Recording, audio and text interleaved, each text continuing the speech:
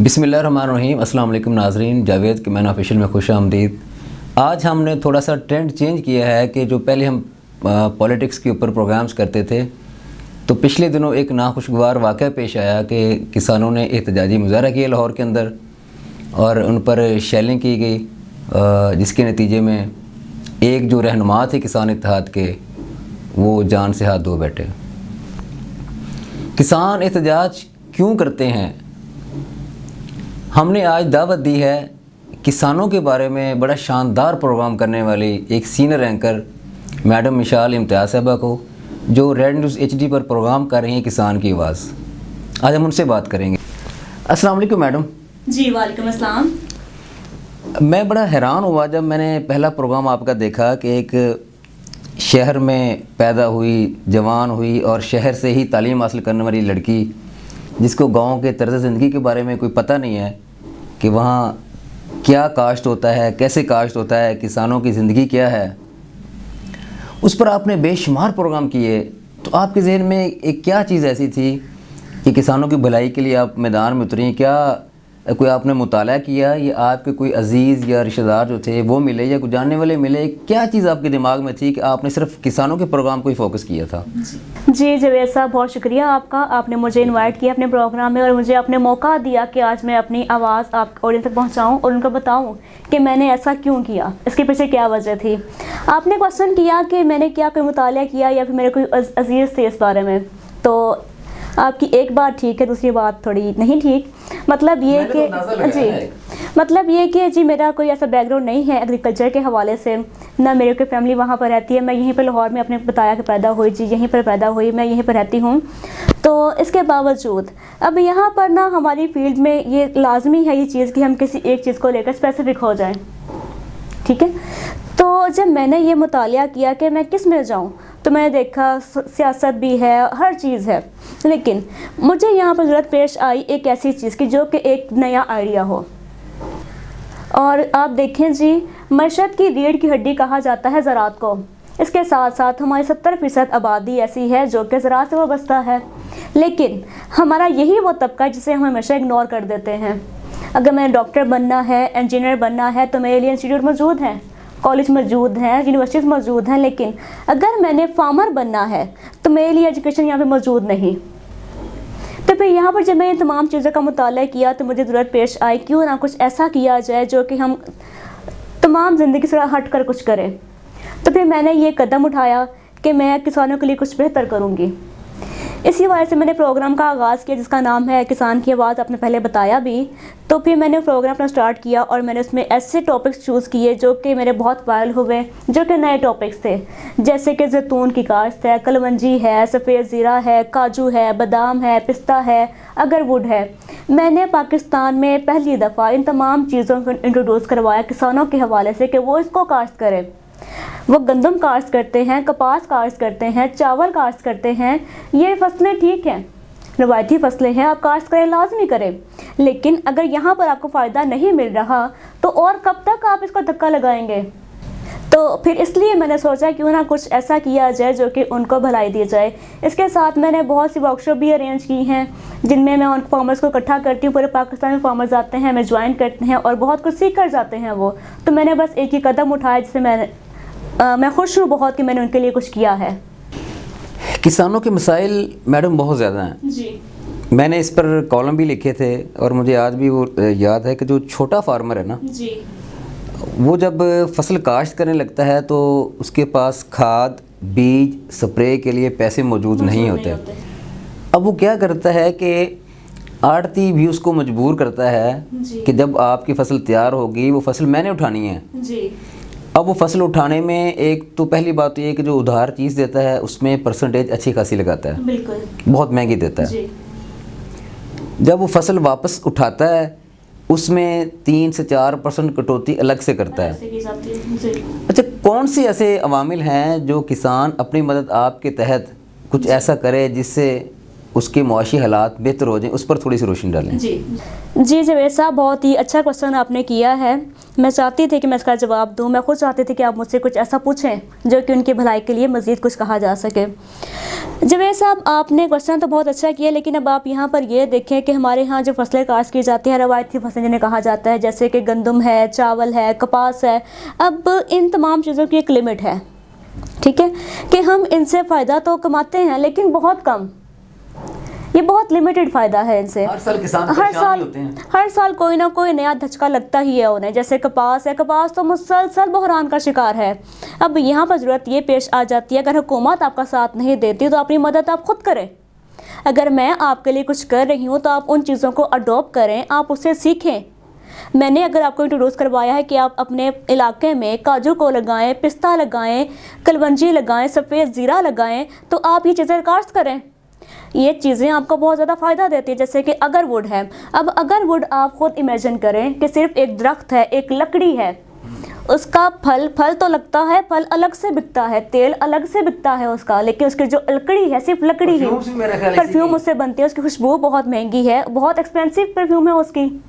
अगर आप वो अपने घर लगा लेते हैं, अपनी जो आपके पास जगह मौजूद है वहाँ पे अगर वो लगाते हैं, तो आप सिर्फ उसकी लकड़ी बेचें, उसकी लकड़ी का जो रेट है वो डॉलर्स में मिलता है।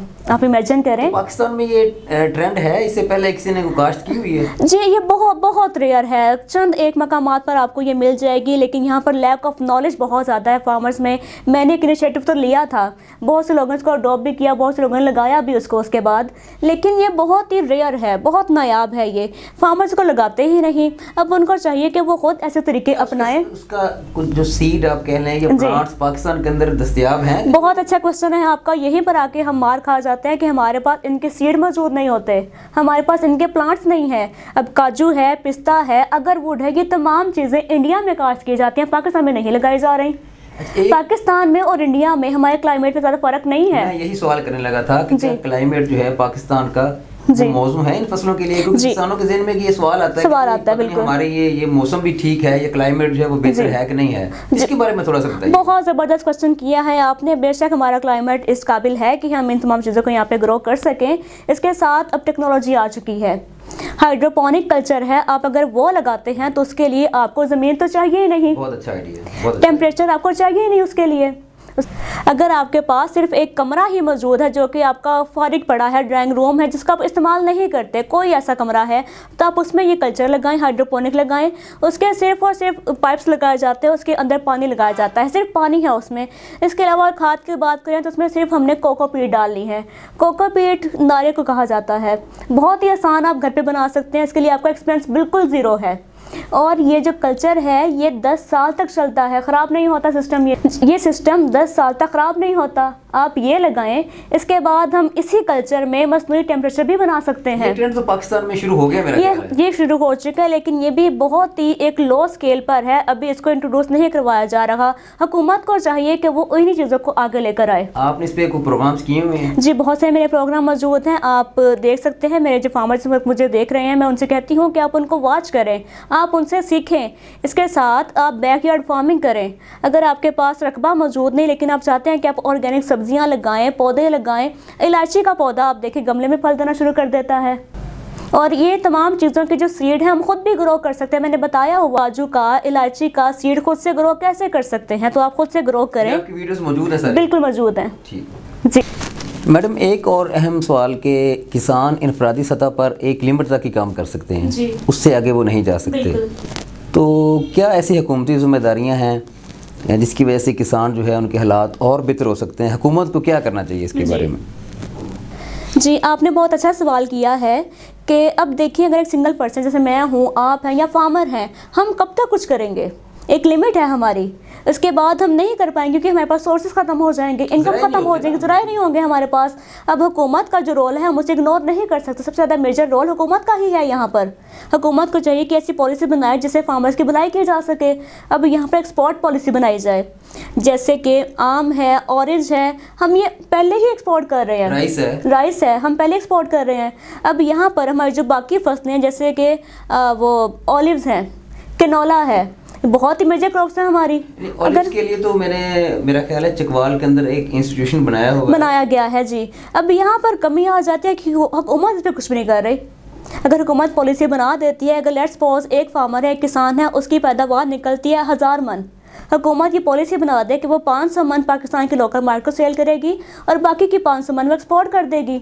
अब हुकूमत के तमाम एक्सपेंस मीट होने के साथ साथ फ़ायदा भी पहुँचाएंगे उसको, किसानों को फायदा भी है और ये कि बैलेंस हो जाएगा किसानों के लिए, लोकल आपका रेट कम मिल जाएगा, आपकी मार्केट बन जाएगी एक, आप इससे बहुत अच्छा रेवेन्यू इकट्ठा कर सकते हैं। और इसके साथ साथ अब ये देखिए, अगर कोई तूफ़ान आता है या कोई ऐसा नेचुरल डिज़ास्टर हो जाता है तो किसानों की फसलें तबाह हो जाती हैं। बहुत से वाक़यात पेश आते हैं, गंदम की तबाह हो गई, चावल की तबाह हो जाती है, बारिशें आ गई तो तबाह है सब कुछ। अब यहाँ पर देखिए कि जो फसलें तबाह हुई हैं उनका उजाला कौन करेगा? मैं करूँगी, आप करेंगे, कौन करेगा? हम तो नहीं कर सकेंगे, हम तो नहीं कर सकेंगे, हुकूमत का काम है, वो करेगी। लेकिन हुकूमत को चाहिए कि वो इन तमाम फसलों को इंश्योर कर दे, उनकी पॉलिसी बना दी जाए कि आपकी तमाम फसलों की हम इंश्योरेंस कर देंगे, उसके बाद कोई ऐसा हादसा पेश आता है, सानिया आपके साथ पेश आ जाता है तो हम आपको उसका पे कर देंगे।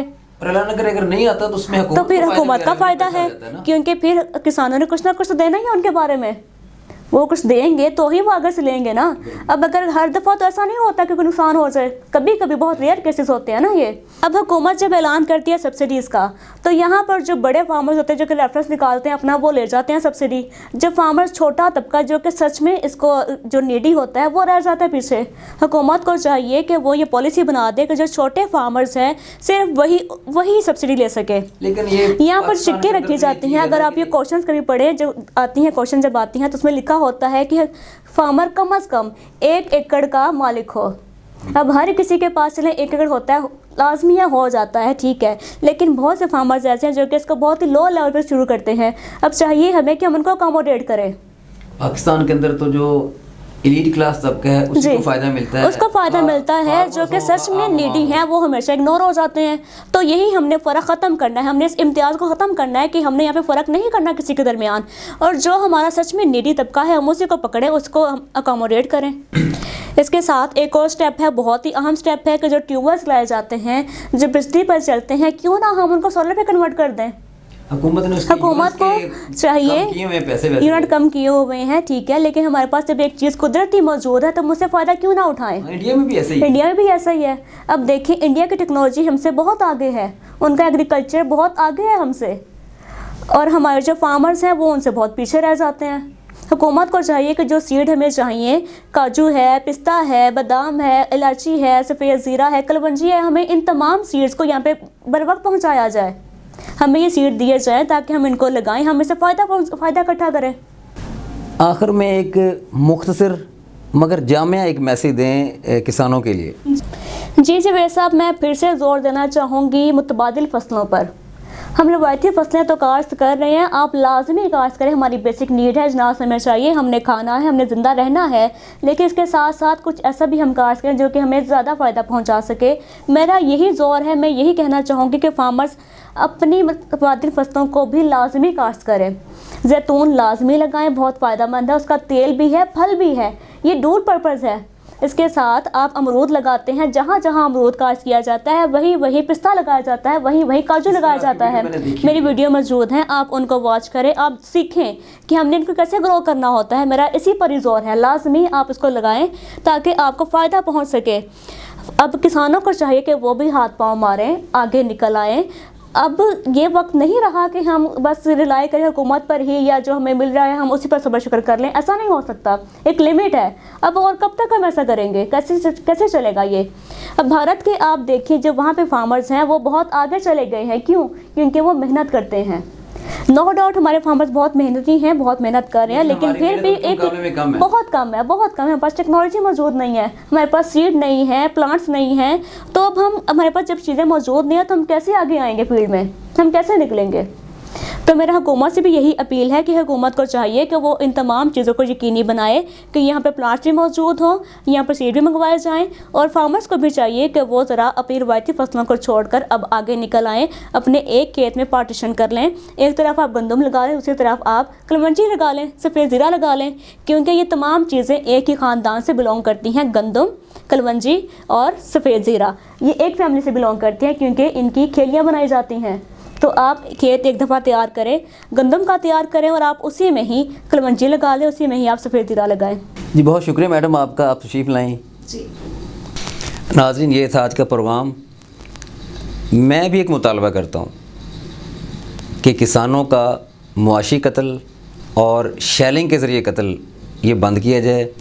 किसान अपनी फसलों पर मेहनत करे, ना कि वो एहतजाज करके घरों से निकल कर शहरों में आकर लाहौर जैसे शहर में एहतजाज करके परेशानी का शिकार हों।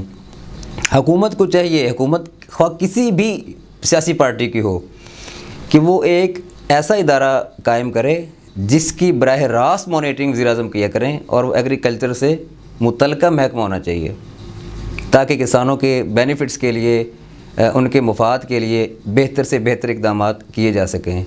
अगले प्रोग्राम तक के लिए इजाज़त दीजिए। अल्लाह हाफ़िज़।